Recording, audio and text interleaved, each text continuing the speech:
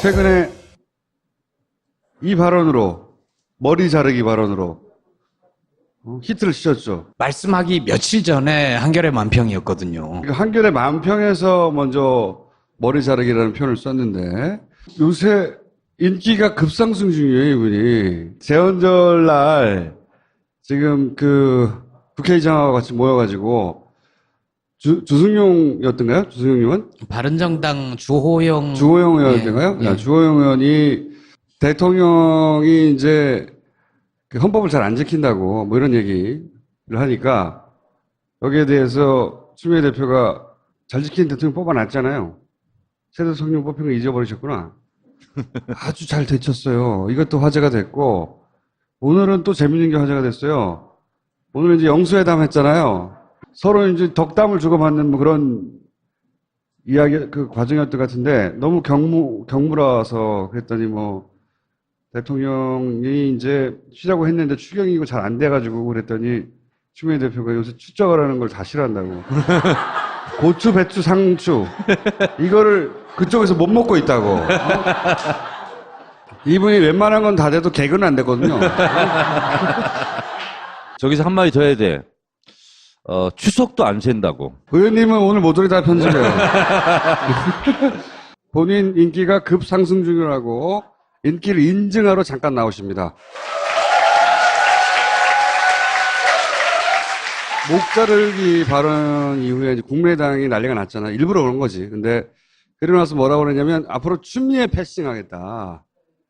추미애 패싱이라는 거는 이제 추미애 대표가 서울시장을 노리고 자기 정치를 하면서 문재인 정부의 앞길을 막고 있고 그런 상황이고 그래서 이 왕따를 당하고 있기 때문에 국민의당은 더 이상 추미애 대표를 뭐라고 하든 대응하지 않고 그냥 지나쳐버리겠다. 이렇게 추미애 패싱하겠다고 이제 그렇게 말을 던지고 국회로 돌아왔죠. 그 핑계로. 그러면서 실제로 또 여의도 일각에서 추미애 대표를 공격하는 소리도 있어요. 자기 정치한다고. 서울시장 나가려고. 근데 어떻게 된 게 최근에 각종 커뮤니티나 보면 추미애 대표가 항상 인기 있었던 건 아니거든요. 지난 탄핵 때도 고생했어요, 사실. 그런데 최근에 이 추미애 대표 인기는 대단히 급상승하고 있어요. 이게 웬일이냐, 이게. 그게 맞긴 맞아요? 그러니까 실제로는 공격을 참 많이 받는데 네.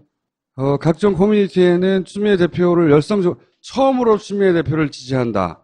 이런 사람도 시작해가지고. 근데 이게 밖에서 이렇게 지지를 받고 인기를 끌잖아요. 그러면 당 내부에서는 컷오프 될 가능성이 많습니다.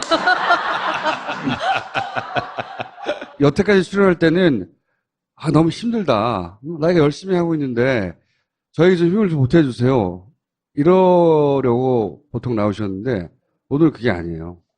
아니 오늘도 그래요. 오늘도 대통령께서 그 청와대 그 5당 대표를 불러서 뭐 밥도 주신다고 하고 했는데 우선 그 홍준표 대표가 안 오셨잖아요. 네. 그 어제까지는 아무 이유가 없이 안 왔는데 오늘은 그 수해 현장에 자원봉사 가신다고 네. 안 왔다고 하고 오늘 이유가 생긴 거예요. 네. 아니 근데 추미애 대표가 잘못했다로 의견이 갈라지거나 네. 빌미를 제공했다고 공격하거나 네.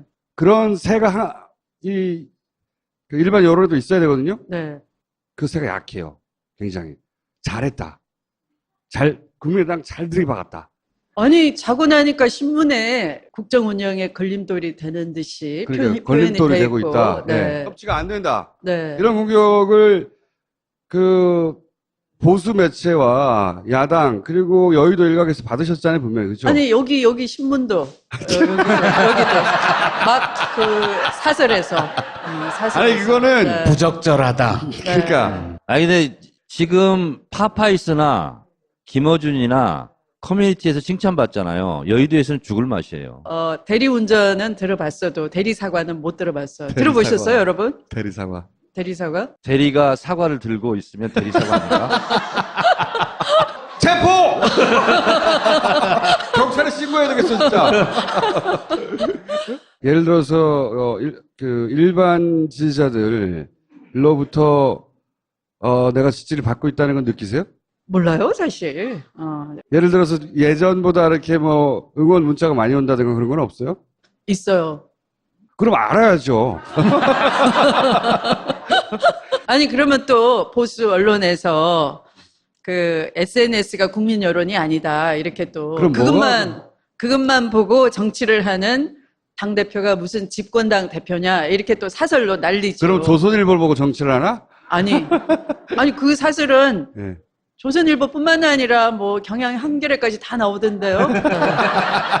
아마 그게 이제 이례적이어서 그렇겠죠. 왜냐하면 보통은 당의 대표들이 있고 대표들이 공격을 하고 사이가 안 좋아지고 그러면 이제 대표들이 만나서 풀고 이러는데 이제 아니, 대표님이 네. 앞장섰으니까. 그러니까 잠깐만 있어봐요. 당대표가 나서서 최선봉에 서서 이렇게 공격하고 포쏘고 하는 것은 바람직하지는 않아요. 왜냐하면 누군가 해야 되거든요. 당에서. 내가 없어서 그렇다고 얘기해요. 그러니까 컷오프 당해서 그래. 나의 심리를 찾아내. 그러니까 19대 국회에 정청래 같은 사람이 지금 없어요. 맞아요. 그러니까 어쩔 수 없이 지금 당대표가 나서는 거예요. 근데 그게 바람직하거나 좋은 모습은 아니에요. 실제 그렇게 예를 들어서 대놓고 대포를 쏘니까 불편한 사람이 여의도에 많아요? 아니, 제가 별로 큰 대포를 쏘지도 않았어요. 그냥 편하게 물어보길래 네. 그저 꼬리 자르기에 대해서 어떻게 생각하냐 그래서 그게 결코 꼬리 자르기가 아니고 머리 자르기를 하시면 안 되는 거죠. 왜냐하면 본인이 앞에서 목 내놓겠다고 얘기했기 때문에 거기에 대한 대응이었거든요. 네, 그래서 목을 내놓으시겠다고 하는데 사실은 저는 우리 집에 19세 먹은 포메라니언 강아지 목도 제가 어떻게 못하거든요. 그 강아지의 대소변을 제가 다 받아주거든요. 저는 인도주의자인 거예요. 그런데 목을 내놓으시겠다. 끔찍하잖아요. 막말이시잖아요. 그 막말 하시지 말고 진실을 내놓으십시오. 이랬잖아요. 근데 그걸 물고 늘어지고 사과하고 사퇴하고 물러나라는 거죠. 그게 꼬투리라는 걸 모르는 사람은 여의도에 아무도 없잖아요. 실제 바보들도 아니고. 그런데도 대표님 편이 없었어요? 별로? 근데 아마 그런 이유도 있을 거예요. 오늘 100대 국정과제 발표하셨잖아요.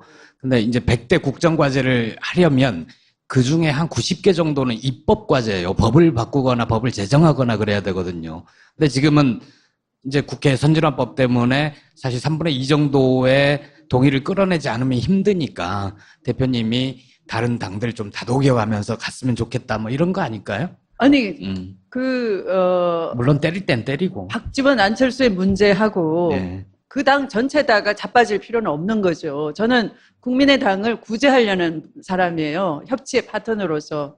그런데 정말 그 깜깜이에 딱 들어갔을 때 여론조사 공표도 안 되는, 그리고 선거를 딱 나흘 앞둔 시점에 가짜 뉴스를 돌려가지고 국민을 속였다 그러면 국민이 피해자인 거잖아요. 민주주의를 짓밟은 거잖아요. 헌정을 유린한 거잖아요. 그러니까 그것에 대해서 책임질 사람이 딱 책임지겠다고 나오면 나머지 국민의당은 건전한 당으로 될 수 있는 거 아니겠어요. 그러니까 저는 협치의 자격을 문제 삼는 거예요. 그 전체다가 같이 구렁텅이 잘못된 길로 가가지고 전체가 그렇게 엉킬 필요는 없는 거죠. 구원의 손길을 뻗치신 거군요. 네, 그렇죠. 말도 안 되는 태도인데 그러면 그 태도에 대해서 강공으로 가는 쪽도 있고 한쪽에서는 유화책을 내놓는 쪽도 있어야 되는 게 맞는 거죠. 투트랙이든 쓰리트랙이든 어떻게 잘못하고 있는데 모두가 가서 빌고 있습니까? 제발 들어오라고. 그럼 말이 안 되는 거잖아요.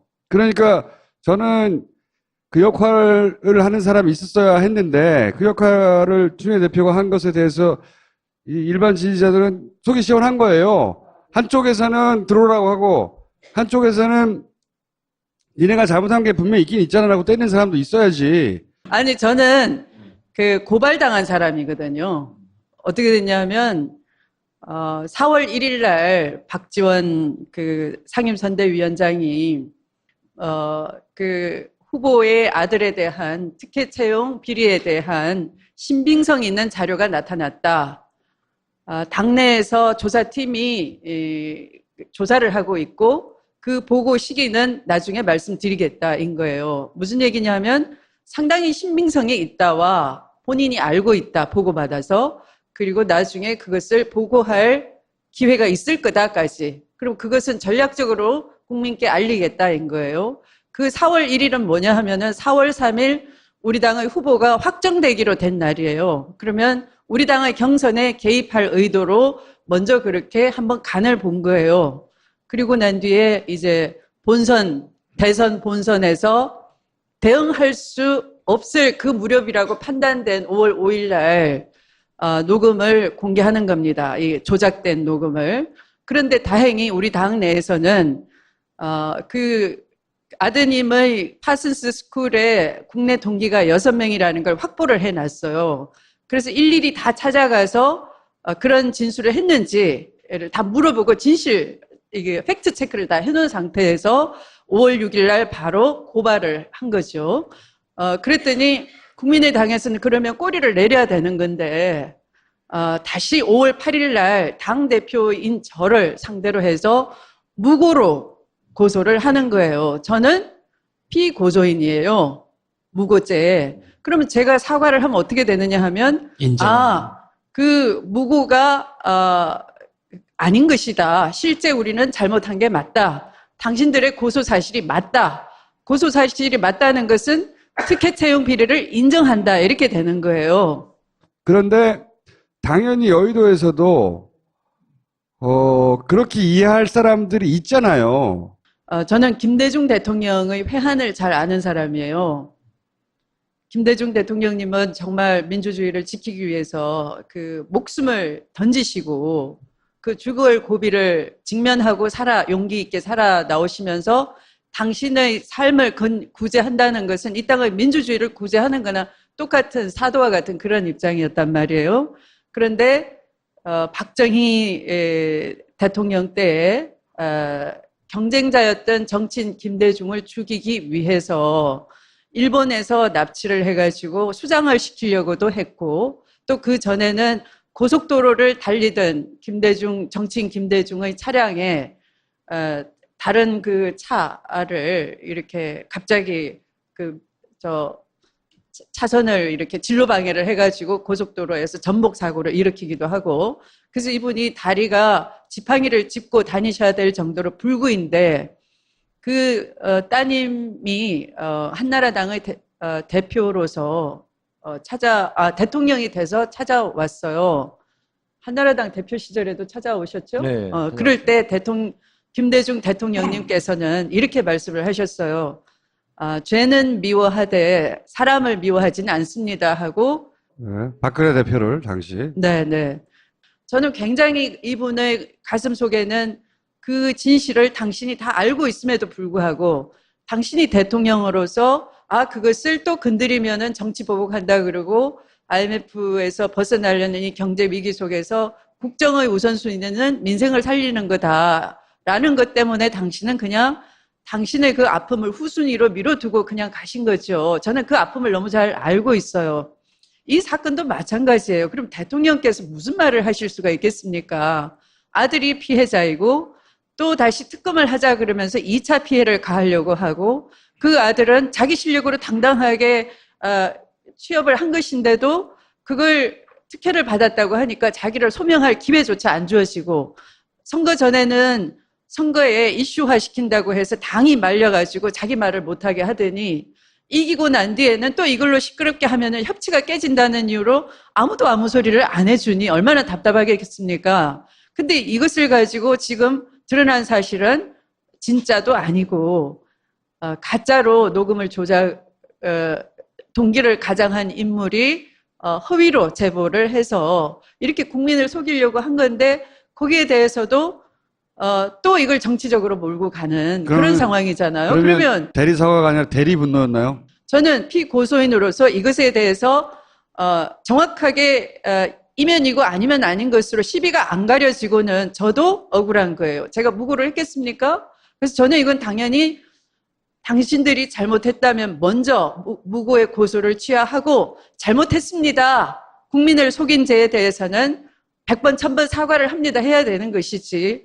저보고 사과를 안 한다고 타박을 하고 또 대리 사과를 청와대에서 와서 했다? 제가 용납이 안 되는 거죠. 대리 사과는 있을 수가 없죠. 제가 궁금한 건 왜 그거를 지지해주지 않냐는 거예요. 같은 편 당내에서도 있을 거 아닙니까? 정치를 오래 하는 사람들은 정말 자기 정치를 잘 해요. 자, 122석으로, 우리가 122석인가요? 그럼 저한테 그러면 어떻게 해요? 당대표가 의원 아닌 분한테 뭐 여쭤보면 어떻게 의견도 아닌데. 아, 미안. 122석으로는 아무것도 할 수 없겠다. 자, 후반기에 국회의장도 신경 쓰이고, 아, 그러면 좀 인심을 좀 얻어야 되겠네. 각을 세우면 안 되겠네. 적당히 잘 지내야지. 이런 것이 자기 정치인 거예요. 저는 얼마든지 협치를 해야 된다고 봅니다. 그런데 협치의 자격이 있어요. 적폐와의 협치? 그것은 협치가 있을 수가 없어. 왜? 서로 약점을 엄호해주고 불의를 눈감아주고 하는 것이 바로 그런 잘못된 협치인 거예요. 여러분이 그거 바라시고 촛불 드신 거 아니잖아요. 그거 바라시고 대통령 선거에 참여하신 거 아니잖아요. 그런 대한민국을 구해내라라는 거 아니에요? 야당을 오래 하다 보니까 미디어가 자기 편이 안 되면 자기가 잘못했다고 생각해요. 옳은 말을 하는 중에도 야당 증후군이라고 제가 부르는 건데 옳은 말을 했는데 미디어가 내 편이 안 되는 거예요. 그러면 잽싸게 자세를 바꾸거나 말을 약간 물리거나 하거든요. 아니면 그걸 보고 나서 그 말 한 사람을 변호해주지 않거나. 그러니까 민주당의 상당수의 많은 의원들이 여전히 하도 야당을 오래 하다 보니까 그런 종류의 야당 증후를 겪고 있는 게 아니냐 이거죠. 한 분도 편을 안 들어준 건 아니고요. 가만 생각하니까 몇 분 계셨어요, 몇 분. 박광원 의원님, 박재호 의원님, 박범계 의원, 박범계 최고위원님. 네, 네. 잘 안 알려진 인물들이 있어요. 표창원은 어땠어요? 표창원 의원도 그렇게 적극적으로 업무를 했을 거예요. 네. 당대표를 앞으로 어떻게 하겠다고 한마디 해주시고. 제가 토론하는 정당, 유능한 정당, 또 똑똑한 정당 만들겠다라고 말씀을 드렸는데, 100만 권리당원 확대를 선언을 했어요. 더불어민주당에 왜 들어갈지 궁금해하시는 분들이 많습니다. 여러분들은 다 아마 대통령 선거에 참여를 해 주셨을 겁니다. 그런데 단순히 뽑아놓고 그것에 대해서 표로서 행동을 했는데 응답을 듣고 싶은 거죠. 기다리시지 말고 참여해 주시면 그 응답은 당을 통해서 함께 만들어가는 겁니다. 그래서 제가 열린 정당을 표방하고 있으니까 여러분들이 많이 더불어민주당에 가입해 주시고 그 당원들이 당론을 결정하는 그런 현대 정당으로 만들어 내려고 합니다. 시간을 좀 주시기 바랍니다. 그래서 지금의 여의도에서만 이루어지는 그런 정치 기술자들의 정치 공학적인 정치가 아니라 국민이 만들어가는 정치로 바꿔내려고 합니다. 알겠습니다. 네. 감사합니다.